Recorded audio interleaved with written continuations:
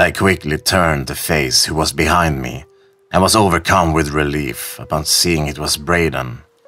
He was clearly distraught over hitting Claire and repeatedly asking if we were okay, while the others spilled out from his truck.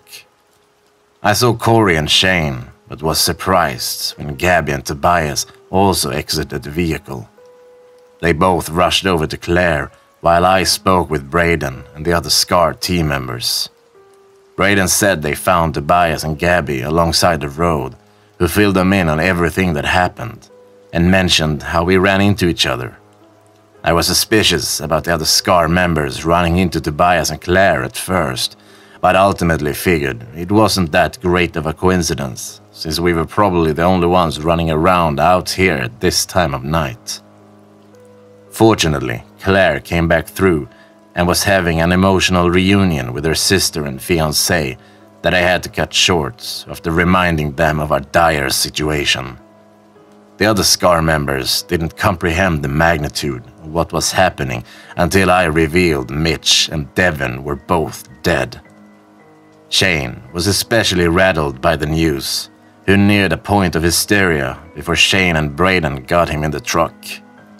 After we loaded up Claire, I made sure the trunk was empty before Braden began driving. Claire, who was still dazed from the impacts, fell in and out of consciousness throughout the drive. Gabby tried keeping her awake and alert, fearing she might have suffered some sort of head trauma, and didn't want her sister dozing off if that were the case. We initially intended on heading back to civilization for help. However, when the ranger station came within view, we decided to check it out, since we were at least an hour from the nearest town. Braden pulled into the station's dirt lot as we briefly inspected our surroundings before exiting. A few lights were on inside the two-story cabin, and Gabby pointed out someone who appeared to be sitting at the main room's front desk. Gabby, Braden, and myself entered the cabin, while Tobias, Shane, and Corey stayed with Claire. Upon entering the ranger station, we were aghast at the bloody mess that greeted us, which centered around a butchered corpse slouched over in an office chair. The office was in complete disarray, showing clear signs of a violent struggle.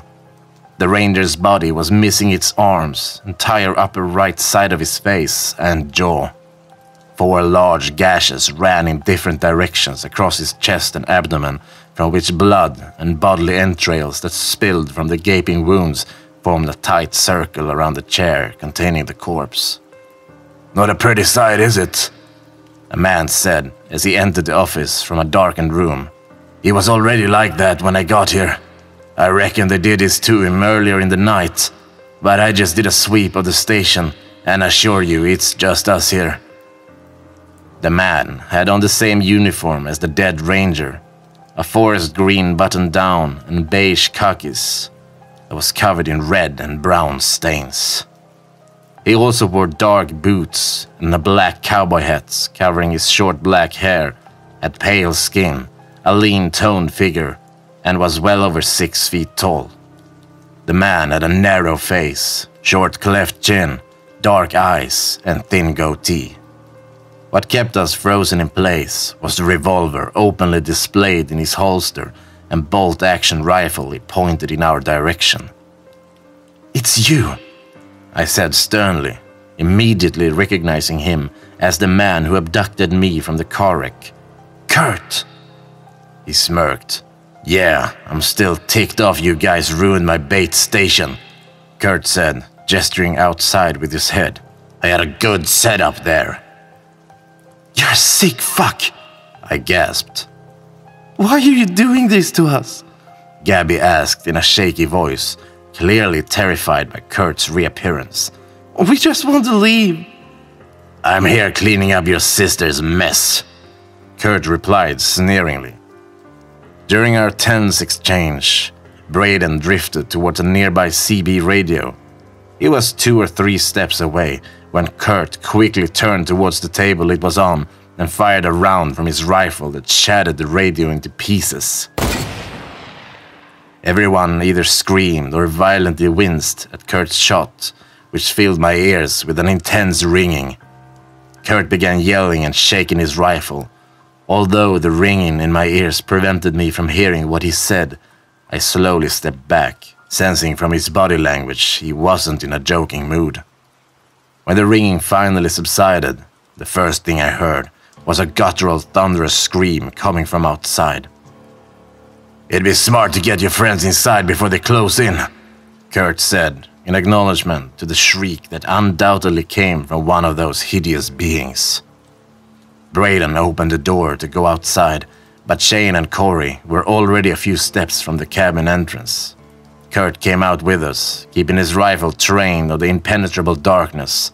Gabby told Shane and Corey to get Claire from the car and bring her inside, during which Kurt fired another round.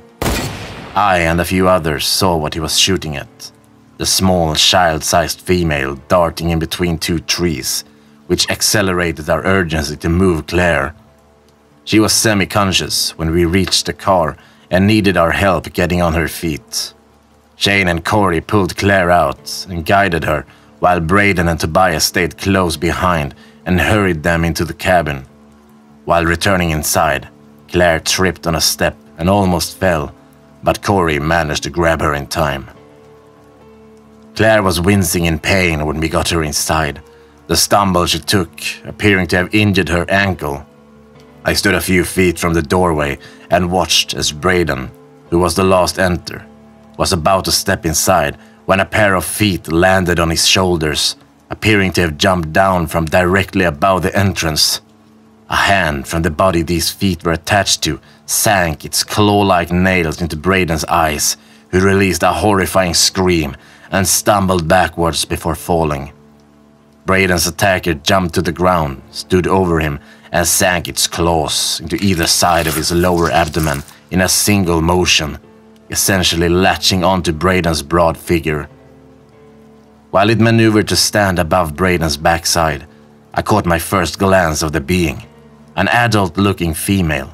She had a mop of frizzy black hair that ran the length of her back, containing clumps of dirt, twigs, and leaves. Her lips looked like they were torn off, exposing her reddish-gray teeth and gums, while her large, manic black eyes were surrounded by thick, dark red circles.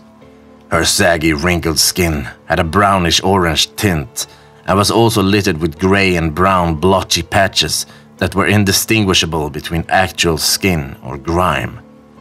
The feral-looking being started dragging Braden from the door, but not before Kurt grabbed onto his arm. He tried heaving Braden back into the doorway, taking the female being by surprise, whose one hand slipped out of Braden's side.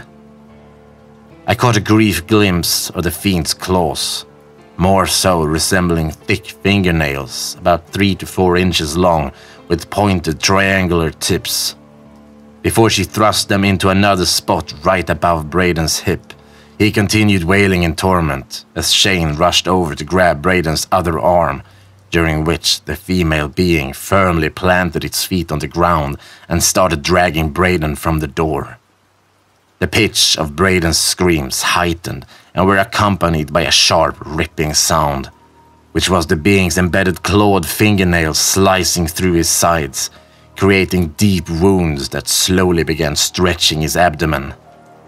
I stared horrified at Braden, whose beet red face was matted with perspiration and expressed the blatant, unbearable agony he was undergoing. It prompted me to run over and help, when a whitish pale flash slammed into the doorway. I could tell just by looking at its menacing green eyes this was the same being that attacked us in Tobias's car, which looked like a mature male but significantly younger and physically inferior to the mammoth alpha figure Claire and I encountered. While trying to force itself through the doorway, the fiend didn't acknowledge me while opening its gaping mouth filled with misshapen teeth and furiously clamped down on Kurt's arm. As Kurt hollered in pain, Tobias and Corey rammed their shoulders against the door, trying to prevent the male being from getting inside the cabin. I was completely speechless, unable to budge while comprehending everything going on. Kurt and Braden's simultaneous screams, The ongoing tug-of-war of Braden between us and those monstrous savages, and the same creature that attacked us earlier on the verge of bursting into the ranger station. I was on the verge of succumbing to panic when I noticed Kurt's rifle leaning against the wall unattended, along with his holster being completely exposed. Rushing over, I instinctively grabbed Kurt's revolver and cocked the pistol, while Kurt screamed for me to shoot the fiend whose jaws were still clenched around his arm. I shakily held out the revolver and squeezed the trigger, firing a round that at the very least grazed the creature's head, which was enough for it to release Kurt's arm and retreat. Corey and Tobias pushed more of the door shut, but wedged Braden, who was now convulsing and spurting blood from his mouth, in the entranceway. Shane grabbed Braden's arm, urging him to hang on, which was when I noticed a growing bulge protruding from his stomach. He released a gargled scream as the bulge grew bigger, until 4 distinct points formed under his shirt and cut through the fabric, revealing it to be the female's clawed hand. The vile being literally sank its hand into Braden's back and pushed it completely through his body. Shane was so petrified he lost his grip on Braden's arm, who was swiftly dragged outside in what felt like an instant. Tobias and Corey slammed the door shut, while Kurt reeled on the floor. Shane, who I stood behind, remained frozen in terror, staring at the spot where Braden once lay, his lip quivering and winded eyes containing an expression of astonishment and fright. Kurt was completely focused on his arm, which had 2 bite-sized chunks of flesh missing and bled profusely. I was closer to the rifle now, which I brought to the other's attention before taking 2 quick steps and snatching the firearm with one hand while pointing the revolver at Kurt. Tobias rushed over, quickly retrieved the rifle and trained it on Kurt. Still grimacing when he faced us, Kurt seemed to disregard the 2 guns aimed at him, remaining more concerned about his mangled limb. Shane wedged a chair beneath the doorknob and noted the first-floor windows had bare shutters over them, clarifying the ranger station was more or less secure for the time being. Corey checked the rest of the cabin while Gabby tended to Claire, who she laid out on a couch in the adjacent room.